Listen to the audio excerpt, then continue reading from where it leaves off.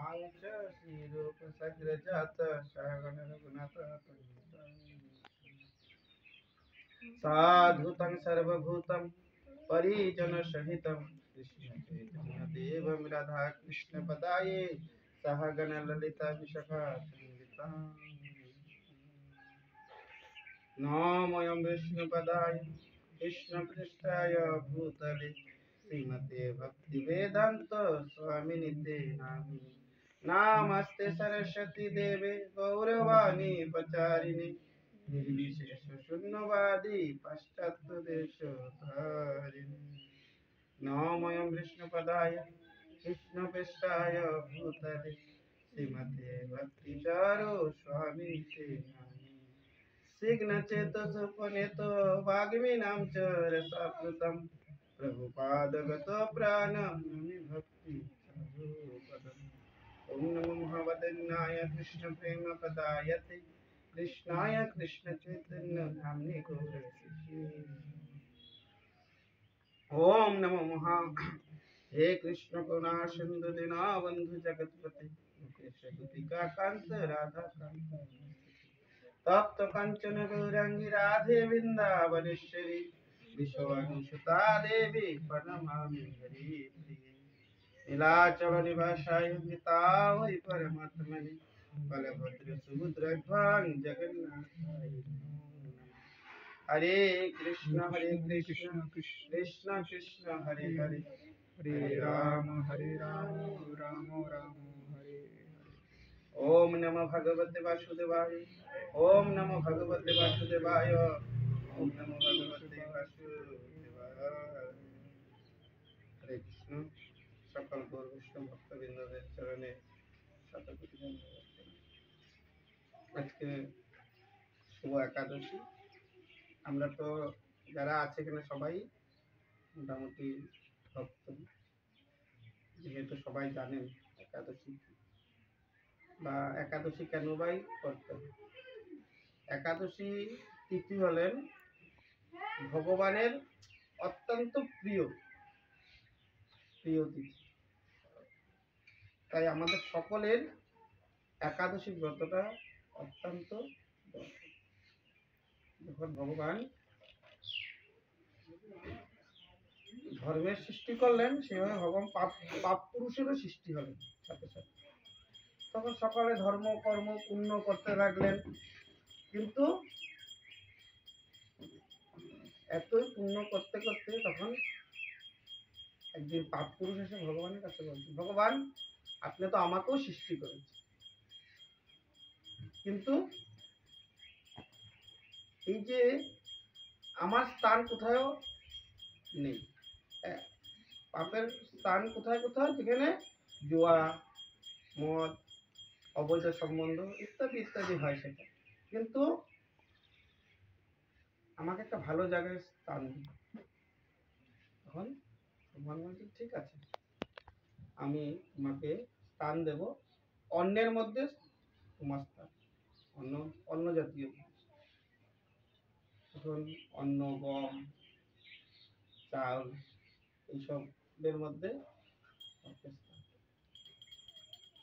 তখন সেই খবর পেয়েই সমস্ত দেবতারা ভগবানের কাছে আসে। ভগবান এটা কোনো কারণ নয়, প্রত্যেক জীব হলো অন্নগ্রত প্রাণ, অন্ন না খেয়ে কেউ থাকতে পারে, সবাই অন্ন দরকার। আমাদের অন্ন গোবিন্দকে অন্ন ভোগ লাগানো হয়, দেবতাদের উদ্দেশ্যেও অন্ন দেওয়া হয়। দেখো আমরা যজ্ঞে হোম দিই, হোম করি, সেখানে তো কি দিতে লাগে, অন্ন দিতে হয়। তিলের অর্ধেক দিতে হয় চাল, তার অর্ধেক দিতে হয় শর্করা চিনি, তার অর্ধেক ঘি। এগুলি কি হয়, আমাদের যজ্ঞ আহুতি দেওয়া হয়। যজ্ঞে যাওয়া হয়, কিন্তু অন্যের মধ্যে যদি পাপ থাকে তাহলে আমরা দেবতারা কি করে গ্রহণ করব?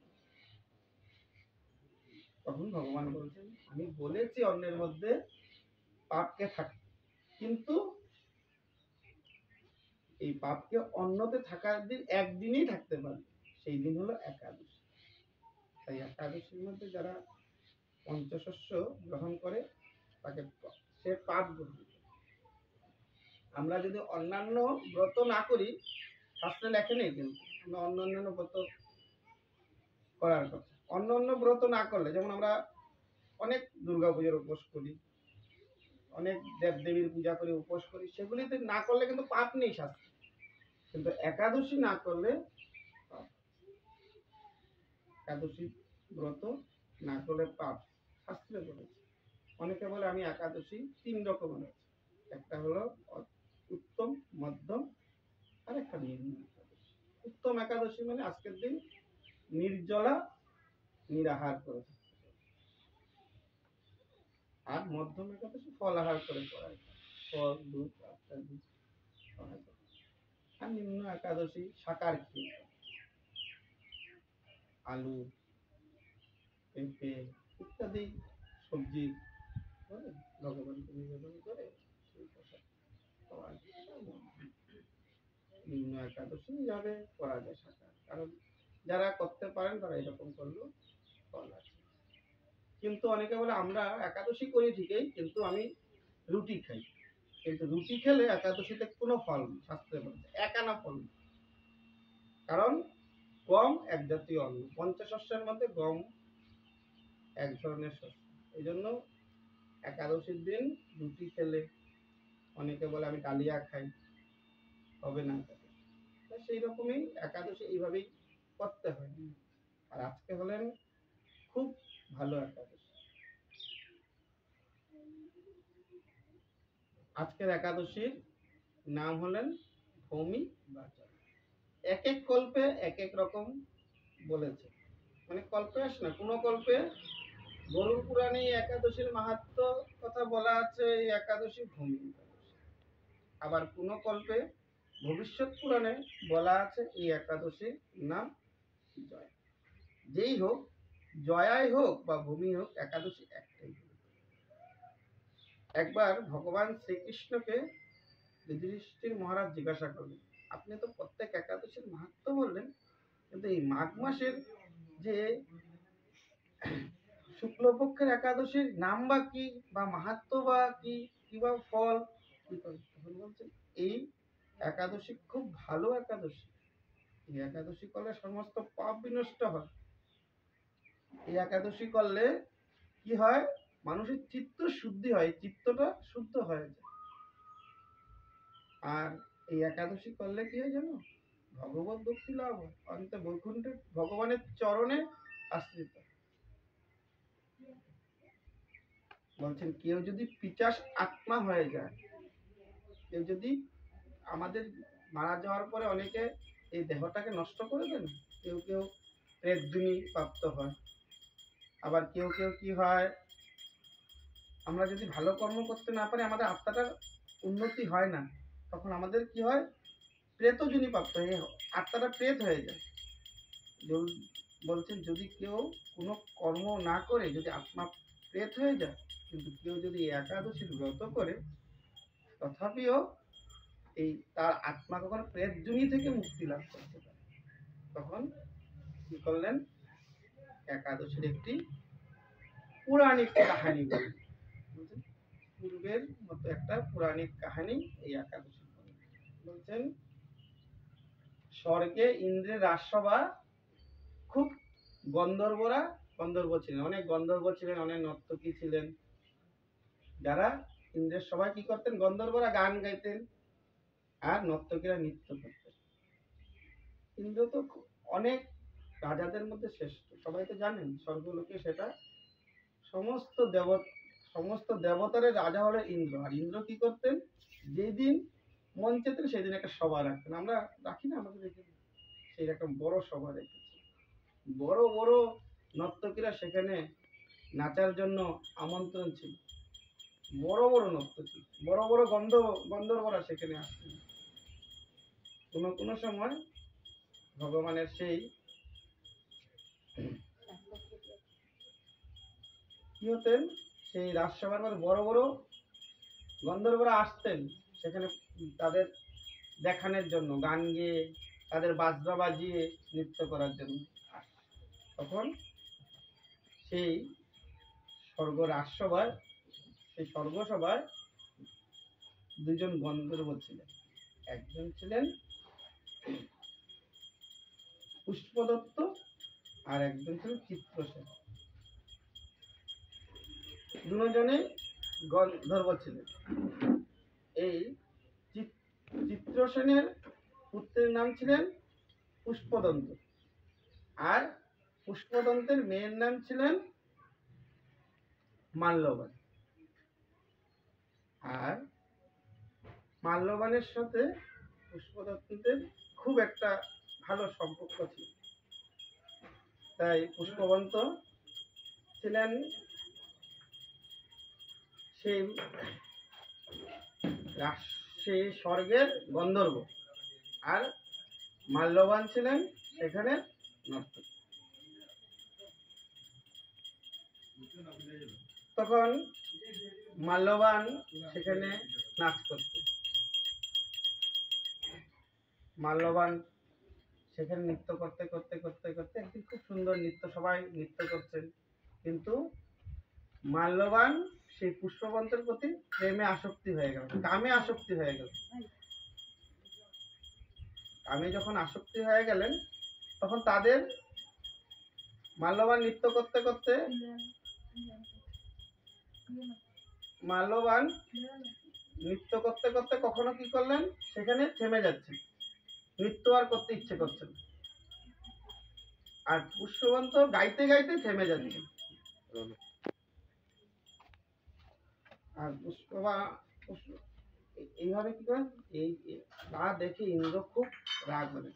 আজকে আমার রাজসভার মধ্যে আজকে এরকম এরকম কেন হচ্ছে? আমাদের এক স্বর্গসভার মধ্যে আমি আজকে এত এত দেবতাদেরকে দেখেছি, আর তারা তাদের নৃত্য গীত রেখে নিজের কামে ব্যস্ত।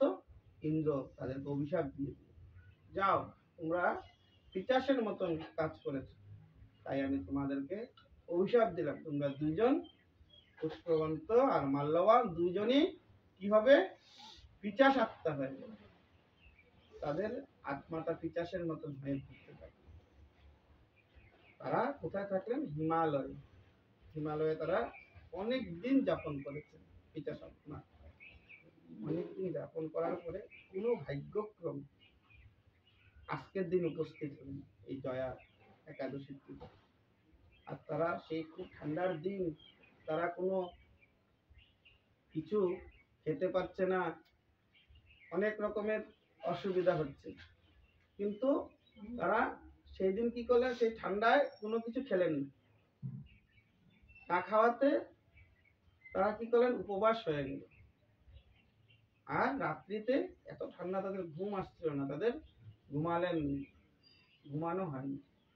বলছেন সারা রাত্রে অনিদ্রায় থাকে, কিন্তু সেই দিন তারা কোনো সেই রকম ভাবে একাদশীও করেনি। একমাত্র কৃষ্ণ ভক্তির মাধ্যমে এটা সম্ভব। ভগবান সমস্ত কিছু আমরা যে অজান্ত করি সেটা গ্রহণ করেন ভগবান শ্রীকৃষ্ণ, এত দয়া। ওনারা কিন্তু একাদশী ভাবে একাদশী করেনি, ওনারা অজান্তে না জেনে একাদশী করেন। একাদশীর ব্রত তাদের পূর্ণ হয়েছে। ঠিক দ্বাদশীর দিন হঠাৎ ভগবান সেখানে উৎপত্তি হয়ে হচ্ছেন, মাল্যবান পুষ্পবন্ত তোমাদের একাদশীর ব্রত সম্পূর্ণ হয়েছে, এই জন্য তোমাদের যে পাপ ছিল, যে অভিশাপ ছিল, সেই অভিশাপ থেকে তোমরা মুক্তি লাভ করো। দেখেন তো, সামান্য একাদশীর ফলে তাদের সমস্ত অভিশাপ নষ্ট হয়ে গেল। এইরকম ব্রতই আমরা করতে চাই। একটা একাদশী করলে বেশি না, 12 মাসে 24টা দিন না খেয়ে থাকতে। আমরা এই 24টা দিন খাওয়ার অনেক কিছু আছে, বাদাম খাওয়া যায়, ফলমূল খাওয়া যায়। এই 24টা দিনের মধ্যে এক একটা একাদশী এক একটা মাহাত্ম্য। সেইভাবে করলে সেই ফলগুলি সব ফল পাওয়া যায়। আমরা এত পাপ করছি, এই জন্য একাদশী ব্রতের মধ্যে শ্রেষ্ঠ ব্রতই হলো একাদশী। ওরা এই পিচাসত্তা দূর হয়ে স্বর্গে চলে গেল। স্বর্গে যাওয়ার পরে এবার ইন্দ্রদেব চিন্তা করতে লাগলো, আরে আমি অভিশাপ দিয়েছি, আমার অভিশাপ কে খণ্ডন করতে পারে? কার এত বড় সাহস আমার অভিশাপ জিজ্ঞাসা করে? তোমাদেরকে তো আমি অভিশাপ দিয়ে স্বর্গের থেকে পাঠিয়ে দিয়েছি, তোমরা কি করে আসলে এখানের মধ্যে?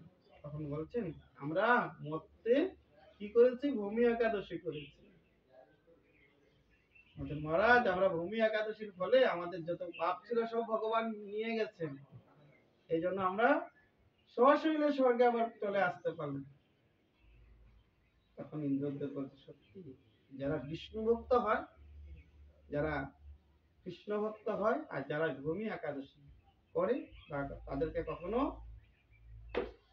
পাপ স্পর্শ করতে পারে না, কোনো অভিশাপ জনিত কোনো তাদেরকে ছুতে পারে না। তাহলে দেখেন তো কৃষ্ণ ভক্তের কত ফল। তাই আজকে আরো একটা খুব ভালো দিন। আজকে তো সেটা, আগামী কালকে ভগবান বরাহদেবের আবির্ভাব। এই জন্য আজকে সেই উপবাসটাও সম্পূর্ণ হয়েছে যারা যারা করেছে। আজকে যারা যারা পারবেন কালকে 12টা পর্যন্ত উপবাস করা দরকার, পারনা করে নেবেন। পারনা 5টা কত থেকে? আর সাড়ে পাঁচটা তো। 5টা 50 থেকে সাড়ে 9টার ভিতরেই আপনারা সকলেই কিছু একটু পারনা করে আর আপনারা উপবাস করতে পারেন। আর যদি না করেন, আজকেই সেই বরাহদেবের, কালকে বরাহদেবের নামে ফুল দেবেন বরাহদেবের চরণে। আমরা আজকে সন্ধ্যা 7টায় আবার বরাহদেবের আবির্ভাবের বিষয়ে বলা হবে। আমাদের উজ্জ্বল শর্মা প্রভুর ফেসবুক লাইভে আমরা কথা বলবো।